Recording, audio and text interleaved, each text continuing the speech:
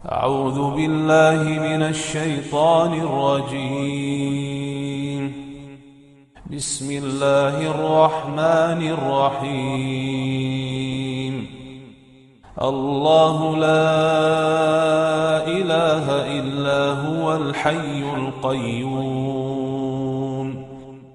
لا تأخذه سنة ولا نوم له ما في السماوات وما في الأرض من ذا الذي يشفع عنده إلا بإذنه يعلم ما بين أيديهم وما خلفهم ولا يحيطون بشيء من علمه إلا بما شاء وسع كرسيه السماوات والأرض ولا يؤوده حفظهما وهو العلي العظيم. إن الحمد لله نحمده ونستعينه ونستغفره ونعوذ بالله من شرور أنفسنا ومن سيئات أعمالنا من يهده الله فلا مضل له ومن يضلل فلا هادي له وأشهد أن لا إله إلا الله وحده لا شريك له وأشهد أن محمدا عبده ورسوله صلی اللہ علیہ وعلی آلہ وصحبہ اجمعین اما بعد. برادران اسلام، جیسا کہ یہ بات معلوم ہے کہ اللہ جل وعلا کی توفیق سے آیت الکرسی کی تفسیر کا سلسلہ جاری و ساری ہے، اسی تعلق سے آج یہ چھٹی نشست ہے. اللہ جل وعلا سے دعا ہے کہ رب ذوالجلال حق گوئی کی توفیق عطا فرمائے اور ہم سب کو رب ذوالجلال حق کو سمجھنے کی، حق پر ایمان رکھنے کی اور عمل کرنے کی توفیق عطا فرمائے. برادران اسلام، آج اس نشست میں ہم آپ کے سامنے لا الہ الا اللہ کی تفسیر بیان کرنے کی سعادت حاصل کر رہے ہیں.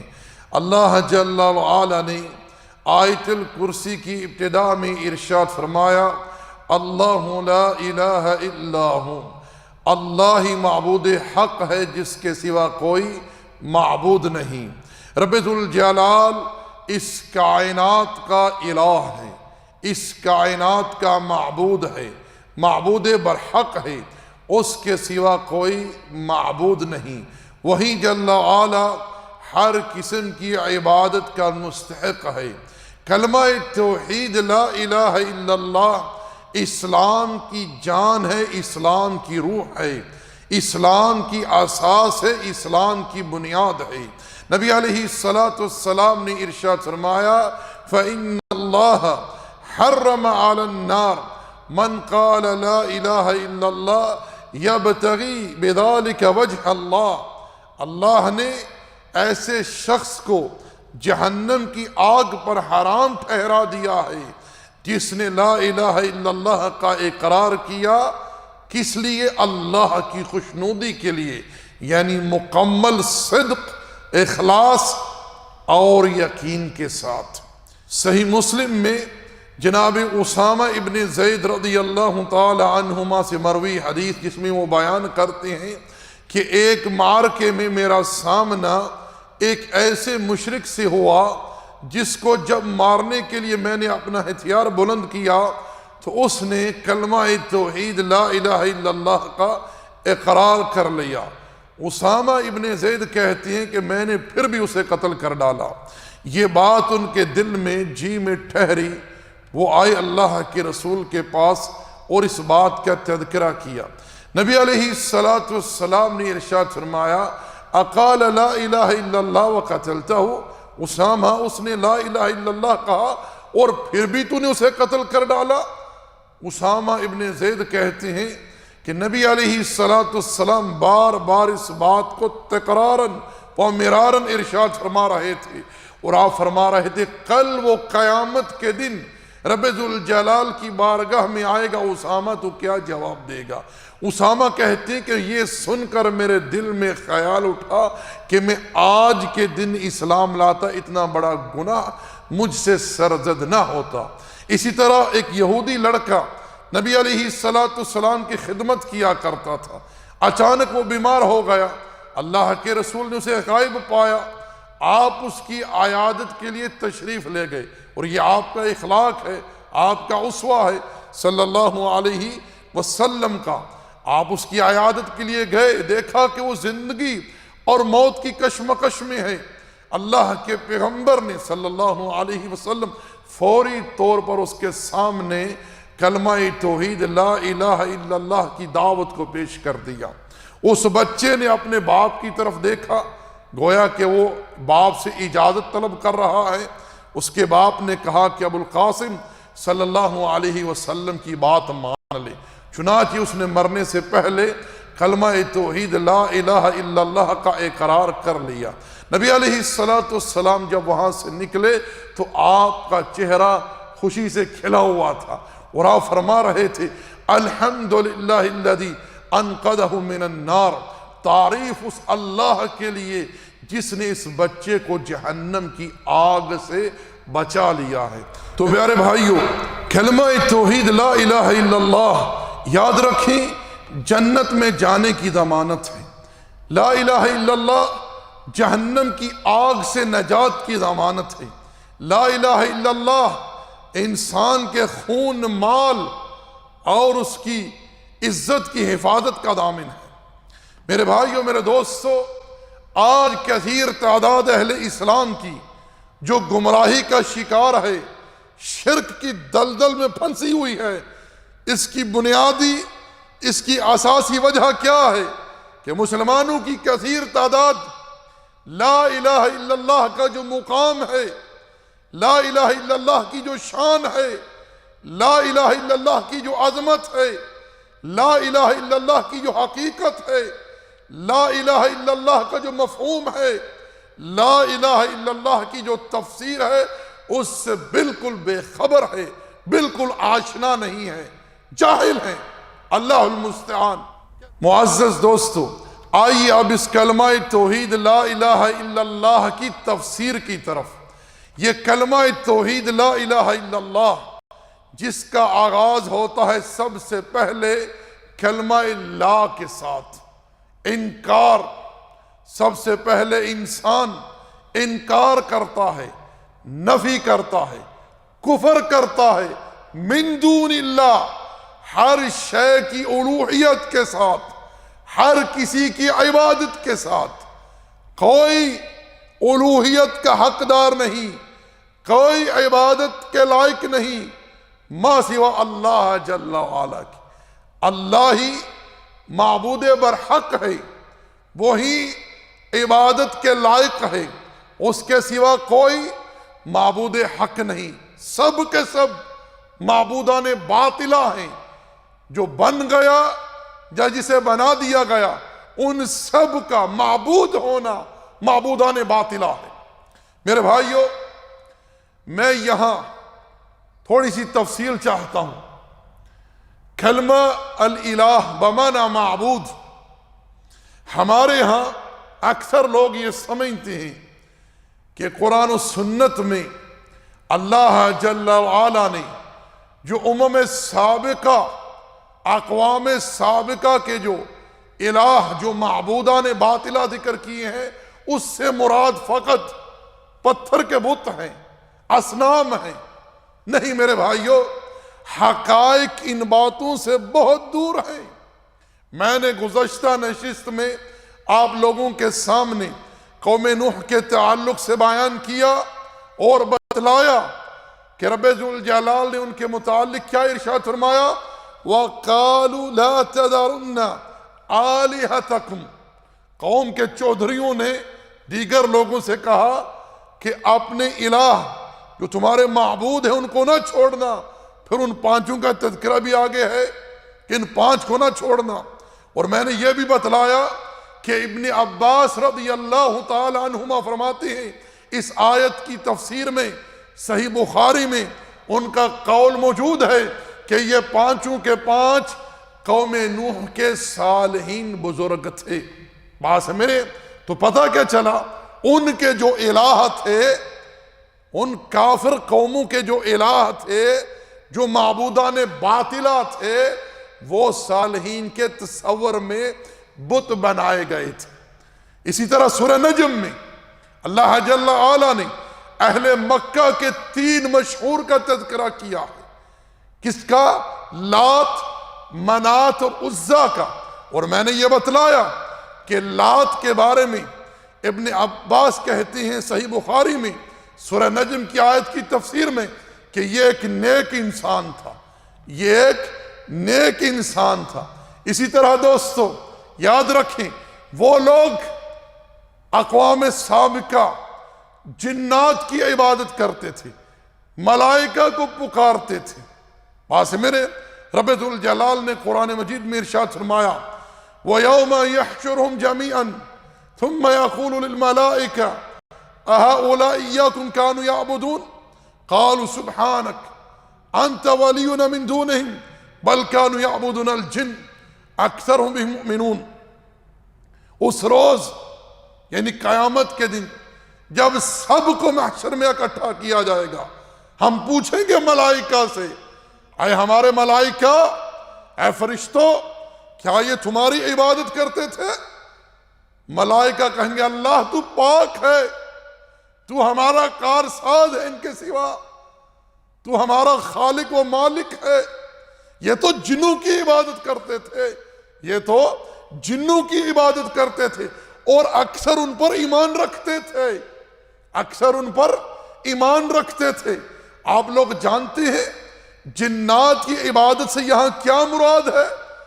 جنات سے استعانت کرنا، جنات سے مدد طلب کرنا، جنات سے استعاذہ کرنا، یعنی جنات کی پناہ طلب کرنا۔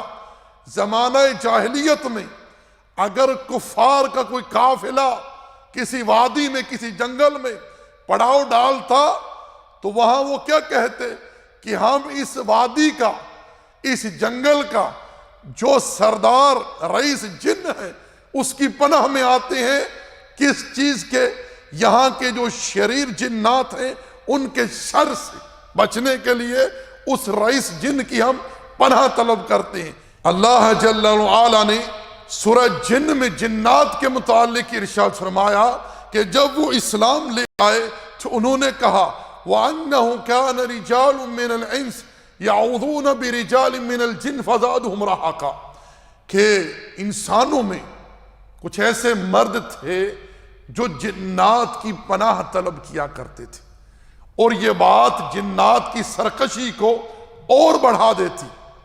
میرے بھائیو، میرے دوستو، یاد رکھیں، جو شخص کسی جن کو پکارے، اس سے استغاثہ کرے، استعانت کرے، استعاذہ کرے، اس کے لیے ذبح کرے، یا اس کے خوف سے ذبح کرے، یا اس کے لیے اللہ کی عبادت کو چھوڑ دے، جنات کے ڈر سے، ان کے ڈرانے سے، دھمکانے سے نماز چھوڑ دے، روزہ چھوڑ دے، ایسے افعال کرے تو سمجھ لو کہ اس نے جنات کو صفت الوہیت پر فائز کیا ہے۔ اللہ المستعان۔ اور یاد رکھیں، جو لوگ جنات کے متعلق علم غیب کا عقیدہ رکھتے ہیں، ان کے بارے میں یہ تصور رکھتے ہیں کہ جنات کو اس کائنات کی امور کا علم ہے، اور کچھ لوگ ایسے شعبدہ باز، جادوگر، کاہن لوگوں کے پاس جاتے ہیں غیبی امور معلوم کرنے کے لیے، اپنی قسمت کا حال دریافت کرنے کے لیے۔ ایسے لوگ بھی کفر کے مرتکب ہیں، ایسے لوگ بھی کفر کے مرتکب ہیں۔ یاد رکھو مسلمانوں، صفت غیب اللہ کا خاصہ ہے، ما سوا اللہ کے کوئی غیب نہیں جانتا۔ رب ذوالجلال نے ایک مقام پر ارشاد فرمایا قُلْ لَا يَعْلَمُ مَنْ فِي السَّمَاوَاتِ وَالْأَرْضِ الْغَيْبَ إِلَّا اللَّهُ وَمَا يَشْعُرُونَ أَيَّانَ يُبْعَثُونَ۔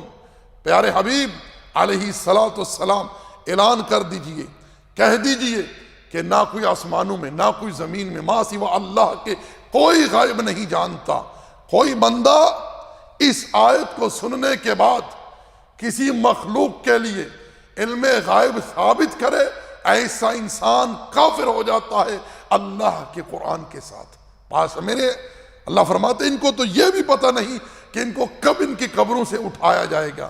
اللہ جل وعلا نے قرآن مجید میں سلیمان علیہ السلام کے متعلق ارشاد فرمایا فَلَمَّا قَضَيْنَا عَلَيْهِ الْمَوْتِ مَا دَلَّهُمْ عَلَى مَوْتِهِ دَابَّةُ الْأَرْضِ تَأْكُلُ مِنْ سَأْتِهِ۔ شاید فرمایا کہ جب ان کی موت واقع ہو گئی تو ان کی موت پر کس چیز نے دلالت کی؟ فرمایا کہ ایک زمین کے کیڑے جس کو ہم دمک کہتے ہیں جو لکڑ کو کھاتا ہے۔ سلیمان علیہ السلام اپنی وفات سے پہلے جنات کو بڑے بڑے بھاری کام سونپ کر آئے اور وہ اس مشقت میں لگے پڑے تھے۔ ارشاد فرمایا فَلَمَّا خَرَّ تَبَيَّنَتِ الْجِنُّ أَن لَوْ كَانُوا يَعْلَمُونَ الْغَيْبَ مَا لَبِثُوا فِي الْعَذَابِ الْمُهِينِ۔ ارشاد فرمایا کہ جب وہ گرے، جب ڈنڈا نیچے سے کھا دیا دمک نے تو سلیمان علیہ السلام گر پڑے۔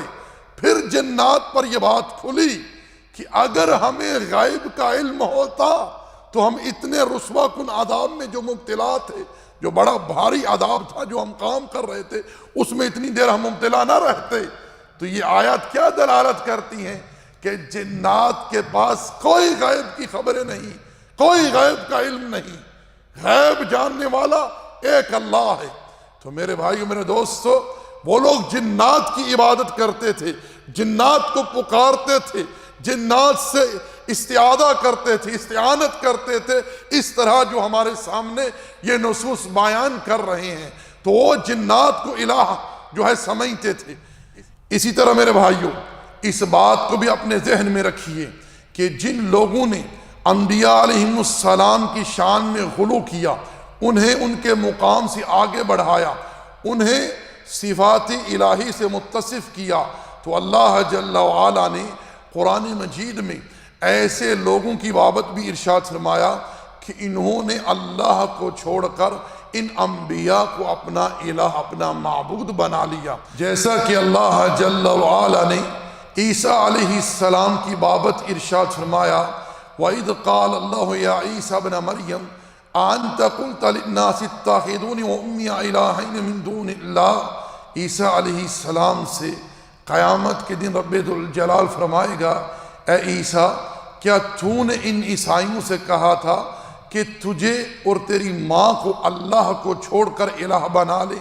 چنانچہ عیسیٰ علیہ السلام عرض کریں گے قال سبحانک، تو پاک ہے، ما یکون لی ان اقول ما لیس لی بحق، اللہ میں ایسی بات کیوں کہوں جس کا مجھے حق ہی حاصل نہیں۔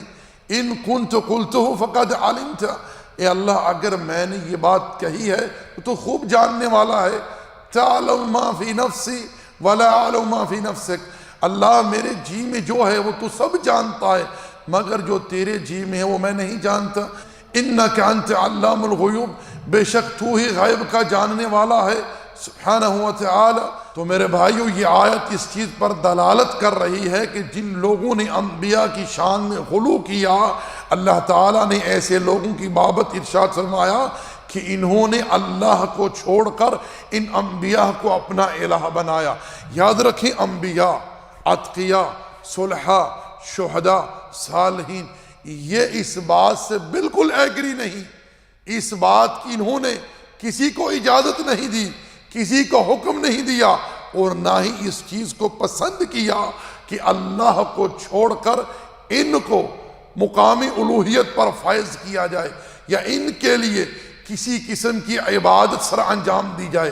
انبیاء اس چیز سے بری ہیں، اتقیاء اس چیز سے بری ہیں، شہداء اس چیز سے بری ہیں، صالحین اس چیز سے بری ہیں، ملائکہ اس چیز سے بری ہیں۔ یہ سب قیامت کے دن ان تمام عبادات کا، ان ساری چیزوں کا انکار کر دیں گے۔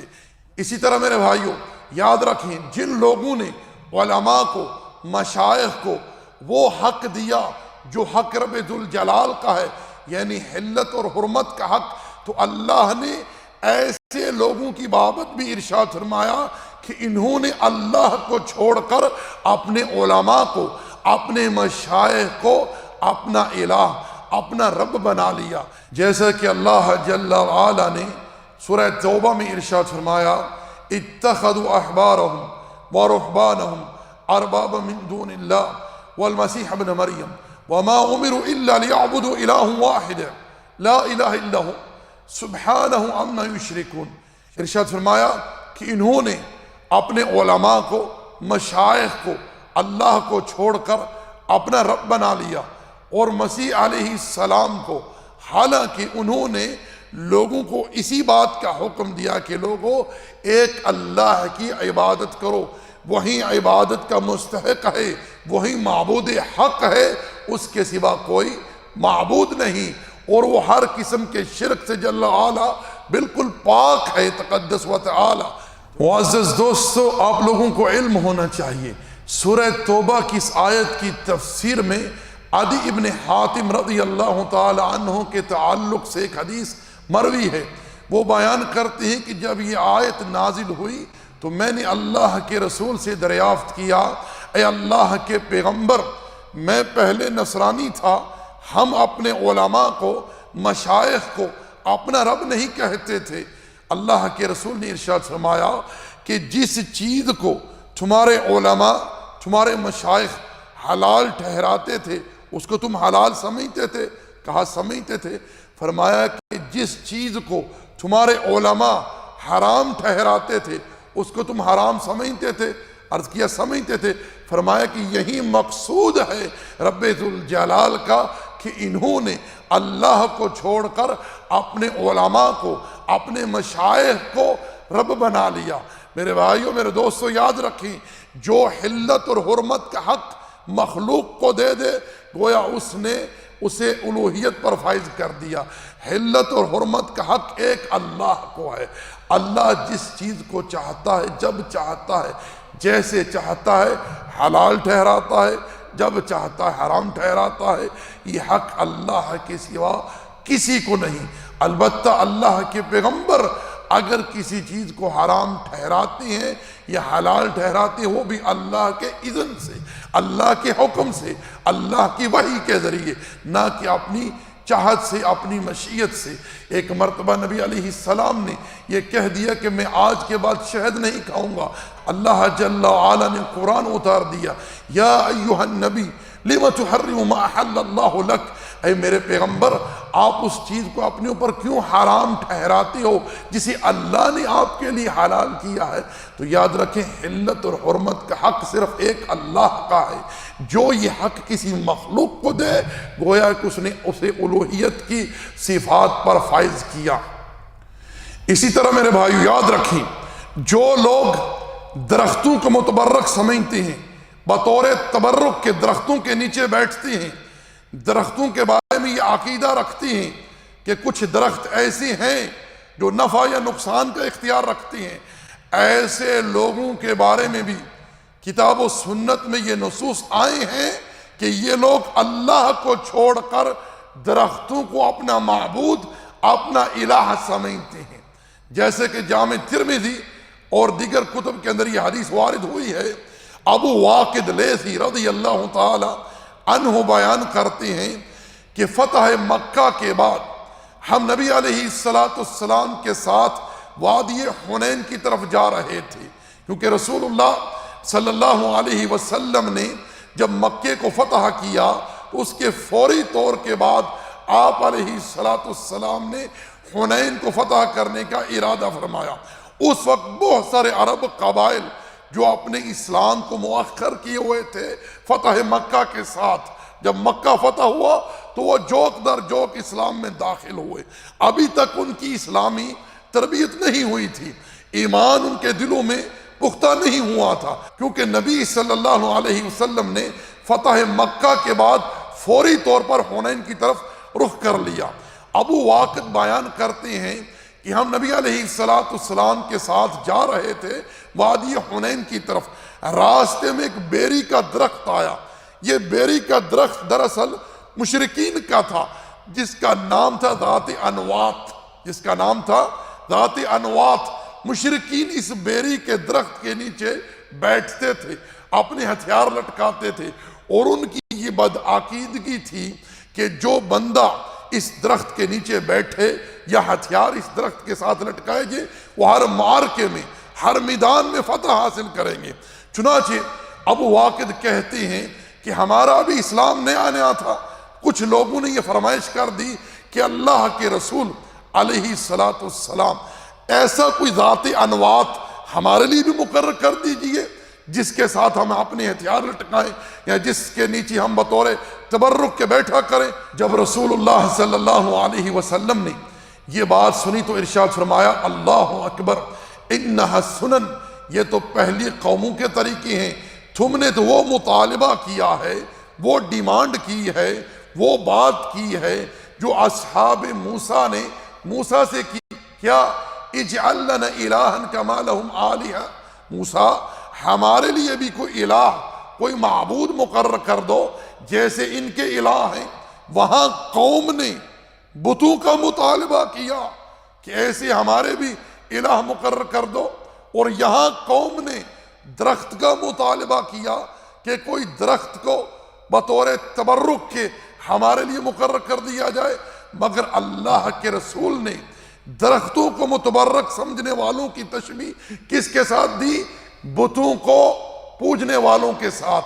تو میرے بھائیو، میرے دوستو، اس بات کو سمجھ لیجئے کہ جو لوگ درختوں کو متبرک سمجھتے ہیں، درختوں کے نیچے بطور تبرک کے بیٹھتے ہیں، درختوں کے بارے میں نفع یا نقصان کا عقیدہ رکھتے ہیں، ایسے لوگ گویا درختوں کو اپنا الہ سمجھتے ہیں، درختوں کو صفت الوہیت سے متصف کرتے ہیں۔ اللہ المستعان۔ اسی طرح میرے بھائیوں، یہ بات بھی معلوم ہو کہ جو قبروں میں مدفون ہیں، انہیں جو لوگ پکارتے ہیں، ان سے مدد مانگتے ہیں، ان کی پناہ طلب کرتے ہیں، ان کے لیے نظر و نیاز دیتے ہیں، ان کی خوشنودی کے لیے قبروں کا طواف کرتے ہیں، قیام کرتے ہیں، رکوع کرتے ہیں، سجدہ کرتے ہیں، ان کے نام کی دہائی دیتے ہیں، ان کے نام کی سبیلیں لگاتے ہیں، یاد رکھیں کہ یہ لوگ بھی ان ہستیوں کو ما سوا اللہ کے اپنا معبود سمجھتے ہیں، اپنا الہ تصور کرتے ہیں۔ اس بات کو قرآن مجید نے بڑا کھول کر بیان کیا ہے۔ رب ذوالجلال نے سورہ النحل آیت نمبر 20، 21 اور 22 کے اندر ارشاد فرمایا، وَالَّذِينَ يَدْعُونَ مِن دُونِ اللَّهِ لَا يَخْلُقُونَ شَيْئًا وَهُمْ يُخْلَقُونَ۔ ارشاد فرمایا کہ یہ اللہ کو چھوڑ کر جن کو پکارتے ہیں، جن کے بارے میں یہ بڑے بڑے دعوے کرتے ہیں، انہوں نے اس کائنات میں کسی شے کو پیدا نہیں کیا، یہ کسی چیز کے خالق نہیں ہیں، بلکہ یہ خود پیدا کیے گئے ہیں، یہ خود اللہ کی مخلوق ہے۔ پھر آگے قرآن کہتا ہے اموات، یہ مردہ ہیں۔ اشارہ کن کی طرف ہے؟ قبروں کی طرف ہے۔ اموات، یہ مردہ ہیں، غیر احیاء، یہ زندہ نہیں ہے، وما یشعرون، اور نہیں جانتے، ایان یبعثون، کہ انہیں کب ان کی قبروں سے اٹھایا جائے گا۔ آگے قرآن کہتا ہے الہکم الہ واحد، تمہارا معبود ایک ہے، اس کے سوا کوئی معبود برحق نہیں۔ پہلے رب ذوالجلال نے اس حقیقت کو کھولا ہے کہ لوگ جن کو ما سوا اللہ کے پکارتے ہیں وہ کسی بھی چیز کے خالق نہیں ہیں، خود پیدا کیے گئے ہیں، وہ خود اللہ کی مخلوق ہیں۔ پھر فرمایا مردہ ہیں، وہ زندہ بھی نہیں ہیں، اور ان کو تو اس بات کا بھی شعور نہیں کہ انہیں کب ان کی قبروں سے اٹھایا جائے گا۔ پھر آگے رب نے فرمایا الہکم، لوگو تمہارا معبود وہ ہے جو تنہا ہے، اکیلا ہے، اس کے سوا کوئی معبود حق نہیں، وہی جل اعلیٰ اس چیز کا مستحق ہے کہ اس سے دعا کی جائے، اسے پکارا جائے، اسی ہی سے استعاذہ کیا جائے، استغاثہ کیا جائے، اسی ہی کے لیے قیام کیا جائے، اسی ہی کے لیے سجدہ کیا جائے، اسی ہی کے لیے طواف کیا جائے، اسی ہی کے لیے ہر قسم کی عبادت سر انجام دی جائے۔ بات سے میرے تو یاد رکھیں، جو لوگ قبروں والوں کو پکارتے ہیں، ان کے نام کی دہائی دیتے ہیں، ان کے لیے نظر و نیاز دیتے ہیں، قبروں کا طواف کرتے ہیں، قبروں پر جو ہے قیام کرتے ہیں، سجدے کرتے ہیں، ایسے لوگ ما سوا اللہ کے ان قبر والوں کو اپنا الہ، اپنا معبود سمجھتے ہیں۔ قرآن نے اس حقیقت کو بیان کیا ہے۔ اس بات کی پختگی کے لیے ایک حدیث بھی سماعت کر لیجئے جو کہ صحیح بخاری کتاب الصلاۃ میں ہے۔ سیدہ عائشہ فرماتی ہیں رضی اللہ تعالی عنہا کہ نبی علیہ السلام نے جس بیماری میں وفات پائی، یعنی اس سے آپ کو شفا نہ ہوئی، آپ اپنے رب سے جا ملے، آپ بستر مرگ پر تھے، آپ بے چینی کی وجہ سے اپنے چہرے پر کپڑا ڈالتے اور ہٹاتے اور ارشاد فرماتے لعنت اللہ علی الیہود والنصارى اتخذوا قبور انبیائہم مساجدا، اللہ کی لعنت ہو ایسے یہود و نصارہ پر جنہوں نے اپنے انبیاء کی قبروں کو سجدہ گاہ بنا لیا۔ اللہ اکبر، فرمایا کہ ایسے لوگ ملعون ہیں۔ نبی صلی اللہ علیہ وسلم نے اس بات کو اس لیے بیان کیا موت کے وقت کہ میری امت اس سے خبردار رہے کہ کہیں میری امت اس لعنت والے فعل کی مرتکب نہ ہو جائے۔ سیدہ عائشہ خود فرماتی ہیں یحذر ما صنعوا، دراصل اللہ کے پیغمبر اس بات کو بیان کر کے اپنی امت کو اس قبر پرستی کے شرک سے خبردار کرنا چاہتے تھے صلی اللہ علیہ وسلم۔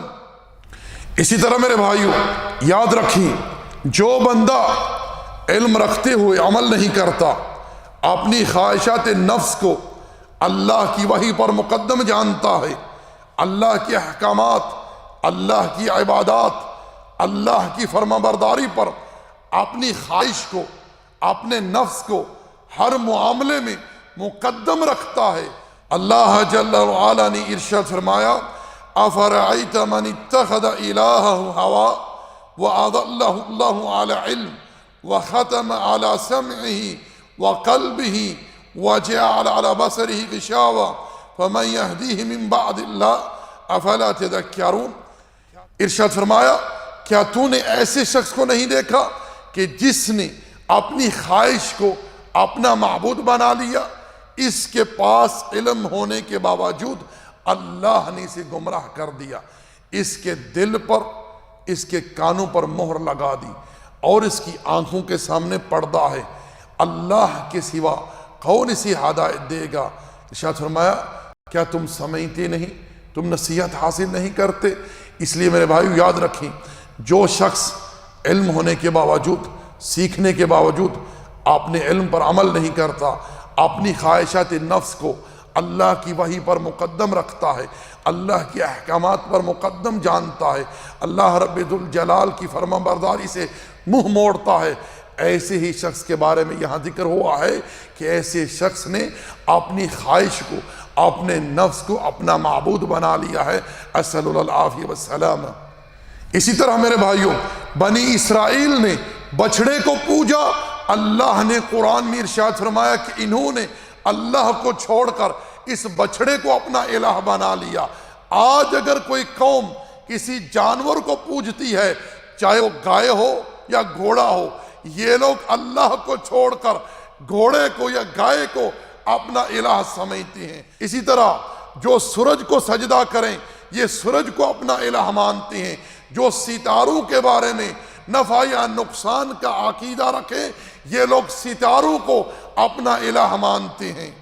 تو معزز دوستو، اب یہ بات کھل کر ہمارے سامنے آ چکی ہے کہ اقوام سابقہ نے جہاں جہاں جب جب جس کی جس طرح عبادت کی، جیسے کہ اللہ جل وعلا نے انہیں ان کا معبود قرار دیا۔ بات سمجھے، اگر بچھڑے والوں نے بچھڑے کے سامنے سجدہ کیا تو اللہ نے بچھڑے کو ان کا معبود قرار دیا۔ اگر کسی نے سورج کو سجدہ کیا، حجر کو سجدہ کیا، شجر کو سجدہ کیا، ستاروں کو سجدہ کیا، اللہ نے انہیں ان کا معبود قرار دیا۔ اگر کسی نے قبروں کو سجدہ کیا، اللہ نے انہیں ان کا معبود قرار دیا۔ اگر کسی نے صالحین کے تصور میں بت بنایا، اللہ نے انہیں ان کا معبود قرار دیا۔ اگر کسی نے انبیاء کو، صالحین کو، شہداء کو اللہ جل وعلا کے مقام پر فائز کرنے کی کوشش کی، صفات الہی سے متصف کرنے کی کوشش کی، اللہ نے ان کے بارے میں ارشاد فرمایا کہ انہوں نے اللہ کو چھوڑ کر ان کو اپنا الہ بنا لیا۔ اللہ المستعان۔ تو میرے بھائی میرے دوستو، کلمہ توحید لا الہ الا اللہ کا پہلا مطالبہ کیا ہے؟ لا الہ، نہیں ہے کوئی معبود برحق الا اللہ، ما سوا اللہ کی۔ یہ کلمہ الا جو ہے اس میں اختصاص ہے اور استحقاق ہے۔ اختصاص کس کا؟ ہر قسم کی عبادت، ہر قسم کی الوہیت کس کے لیے ہے؟ اللہ ہی کے لیے ہے۔ اور استحقاق اللہ جل وعلا ہی مستحق ہے ہر قسم کی عبادت کا، اسی ہی کے لیے ہر قسم کی عبادت جو ہے وہ سر انجام دی جائے۔ اللہ جل وعلا نے ارشاد فرمایا وَمَا خَلَقْتُ الْجِنَّ وَالْإِنسَ إِلَّا لِيَعْبُدُونَ، اور نہیں پیدا کیا میں نے جنوں اور انسانوں کو مگر اس لیے کہ وہ میری ہی عبادت کریں۔ یعنی ہماری تخلیق کا مقصد یہ ہے کہ ہم مکمل اخلاص صدق کے ساتھ اپنے رب کی عبادت کریں۔ تو میرے بھائیوں، اسی پر اکتفا کرتی ہیں انشاءاللہ تقدس و تعالی آئندہ نشست میں ہم آپ کے سامنے کلمہ توحید لا الہ الا اللہ کی تفسیر کا دوسرا حصہ بیان کریں گے۔ ہمارے ساتھ رہیے گا۔ رب ذوالجلال سے دعا ہے جو حق کہا، حق سنا، اس پر ایمان و عمل کی توفیق عطا فرمائے۔ وما علینا الا البلاغ، وصلی اللہ علی نبینا محمد وعلی آلہ وصحبہ اجمعین۔